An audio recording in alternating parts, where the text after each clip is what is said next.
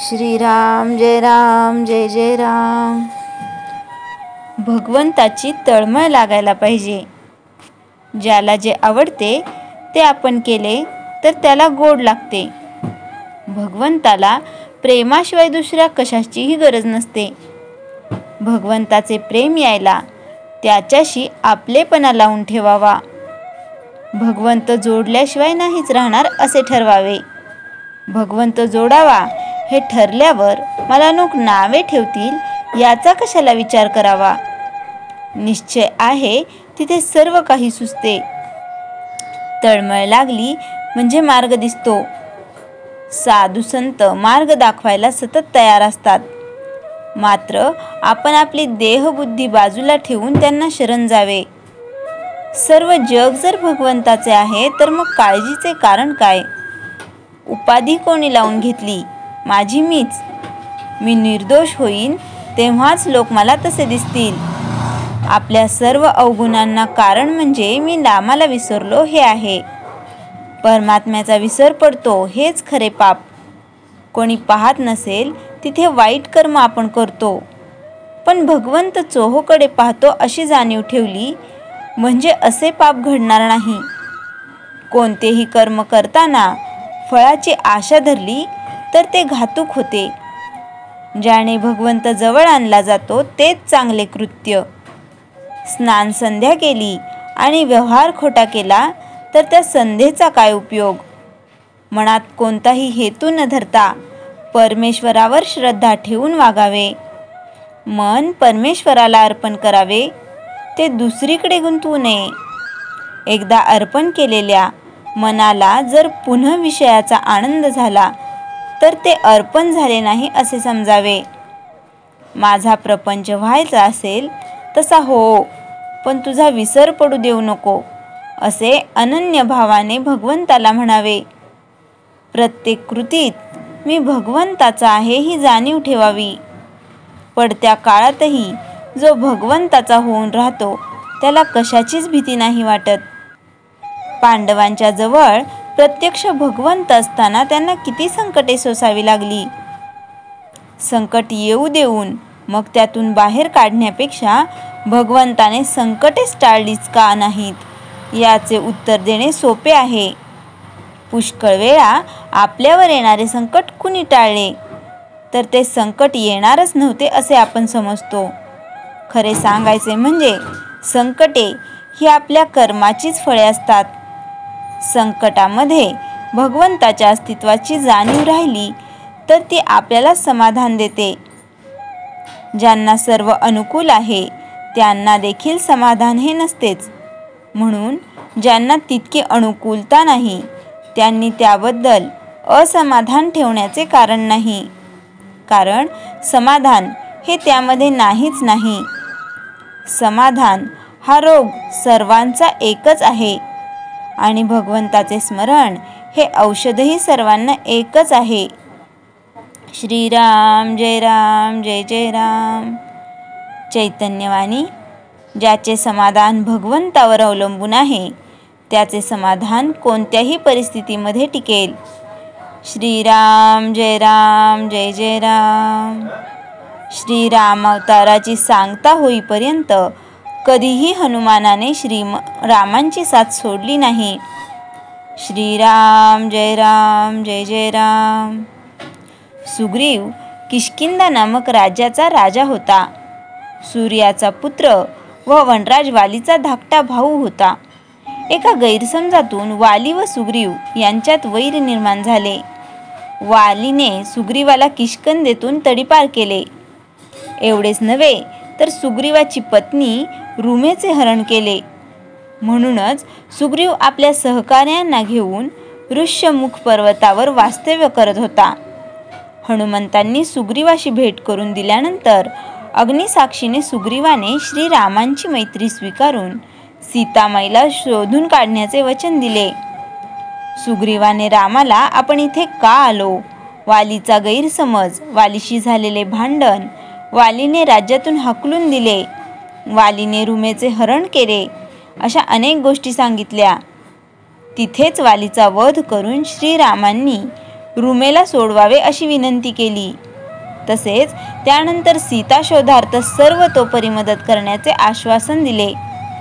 वालीशी युद्ध करून त्याचा वध करणे सोपे नव्हते, कारण वालीशी जो युद्ध करेल त्याची अर्धी शक्ती वालीला मिळेल असे वरदान वालीला होते.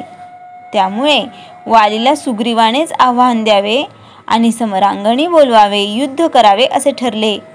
मात्र सुग्रीव आणि वाली यांच्यात एवढे साम्य होते की युद्धाला उभे राहिल्यावर नेमका सुग्रीव कोण आणि वाली कोण हेच समजेना.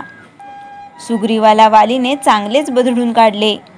पहिला दिवस असाच गेला. दुसऱ्या दिवशी पुन्हा युद्ध सुरू झाल्यावर तीच अवस्था झाली. तेवढ्यात हनुमंतांनी आजूबाजूचे पाने फुले गोळा करून एक माळ केली आणि सुग्रीवाच्या गळ्यात घातली. त्यानंतर काही मिनिटातच रामाने एकच बाण सोडला आणि वालीचा वध केला. सुग्रीवाला किष्किंधेचा राजा केले. मात्र युवराज वाली पुत्र अंगदाला करावे अशी सूचना केली.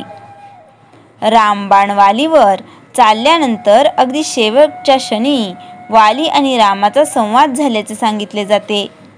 या संवादातून नैतिकता आणि नीतिमत्ता यांचा संगम झाल्याचे पाहायला मिळते असे सांगतात.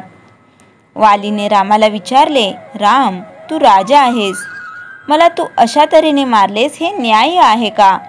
यावर राम उत्तरला की सुग्रीवाची पत्नी रुमेचे तू हरण केलेस, तिच्याशी गैरवर्तन केले. अशा पद्धतीने तुझा वध करून मला कोणतेही पाप लागणार नाही. वाली पुढे विचारतो की रामा, तू सीता शोधार्थ माझा बंधू सुग्रीवाची मदत घेतलीस. तू त्याची मदत हवी असल्यामुळे तू माझा वध करण्यास तयार झालास. रामा, तू बुद्धिमान नाहीस. माझा बंधू सुग्रीव दुर्बल आहे. मी त्याच्यावर अनेक वेळा वार केला आहे. माझे नाव घेताच तो दूर पळून जातो. अशा भ्याड सुग्रीवाऐवजी तू माझी मदत घ्यायला हवी होतीस. मी अधिक शक्तिशाली आहे. वास्तविक तुझा शत्रू रावण यालाही माझे भय वाटते. माझ्या शक्तीची कल्पना असल्यामुळे रावणाला माझे भय वाटते. तू माझी मदत मागायला हवी होतीस. त्यावर राम म्हणाले की सुग्रीव आणि मी समदुःखी आहोत. आम्हा दोघांच्या पत्नीचे हरण झाले आणि ज्याने हरण केले त्याच्याशीच कसा मैत्रीचा हात पुढे करणार, म्हणून त्याच्याशी मैत्री केली. तू अधिक शक्तिशाली आहेस हे मला माहीत नाही असे समजू नकोस. त्यानंतर वालीने झाडाच्या मागे लपून रामबाण चालवण्याबाबत रामाला विचारणा केली. तू माझ्यासमोर येऊन का मारले नाहीस? तू लपून का बसलास? ह्याला शौर्य म्हणायचे का? ते सौजन्य आहे का? असे अनेक प्रश्न विचारले. यावर हे पहा वाली, तुझ्या तपाचे फळ म्हणून तुझ्या गळ्यात असलेली मोत्याची माळ ब्रह्मदेवाने तुला दिली आहे हे मी जाणतो. तुझ्या गळ्यात ही माळ तोपर्यंत कोणीही तुझ्यासमोर येऊन तुझ्याशी युद्ध करू शकत नाही हेही मला माहीत आहे. ब्रह्मदेवाने तुला दिलेल्या वरदानाचा मान राखण्यासाठी झाडाच्या मागून बाण मारणे भाग पडले. मला युद्ध धर्माविषयी एवढेही ज्ञान नाही असा त्याचा अर्थ नाही असे राम उत्तरला. राज्यपद प्राप्त झाल्यानंतर राजविलासात सुग्रीव रममाण झाला. रामकार्याचा विसर पडला. त्यामुळे लक्ष्मणाने खडसावून सुग्रीवाला रामकार्याची आठवण करून दिली. सुग्रीवाचे डोळे खाडकन उघडले. अतिशय तत्परतेने काही तुकड्यांमध्ये सुग्रीवाने आपल्या सहकार्यांना चारही दिशांना पाठवले. तसेच सर्व वनगणांना निमंत्रणे पाठवली. अगदी कमी वेळात कोट्याधी वनरगण सुग्रीवाला येऊन मिळाले. श्रीरामांनी हनुमंताकडे आपल्या बोटातील एक अंगठी दिली, कारण हनुमंतांना सीतेचा शोध लागेल असा विश्वास वाटला. हनुमंत, नील, अंगद, जामवंत यांच्या पथकाला संपातीकडून सीतेचा ठाव ठिकाणा समजला. त्यानंतर हनुमंतांनी लंकेत जाऊन सीतेचा शोध घेतला. त्यांना रामाचा दूत असल्याची ओळख पटावी म्हणून रामाने दिलेली अंगठी दाखवली. सीतेनेही तिच्याकडील एक गोष्ट हनुमंतांना दिली. हनुमान रामाला येऊन भेटला आणि सीता नेमकी कुठे हे समजल्यावर कोट्यावधी वानरांची सेना दक्षिणेला निघाली. पुढे सेतू बांधून रावणवधापर्यंत सुग्रीवाने श्रीरामांना पडेल ती सर्व मदत केली. सर्वतोपरी सहकार्य केले. सुग्रीवाने दिलेले वचन पूर्ण केले. ही मोलाची मदत लक्षात ठेवून श्रीरामांनी सुग्रीवाला आपला 5वा भाऊच मानला. अयोध्येत परतल्यानंतर सुग्रीव, अंगद यांच्यासह सर्व वानरवीरांचा यथोचित सत्कार केला. सुग्रीव पुन्हा आपल्या किष्किंधा राज्यात परतला. परंतु हनुमान पुढे सतत श्रीरामांसोबत राहिला. श्रीरामावताराची सांगता होईपर्यंत कधीही हनुमानाने श्रीरामांची साथ सोडली नाही. रामराज्यात रामांना हनुमानाची मोठी मदत झाली असे सांगितले जाते. श्रीराम जय राम जय जय राम. जयाच्या जनी जन्मनामार्थ झाला. जयाने सदा वासनामात केला. जयाच्या मुखी सर्वदा नाम कीर्ती.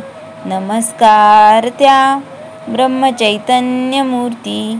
श्रीराम जय राम जय जय राम.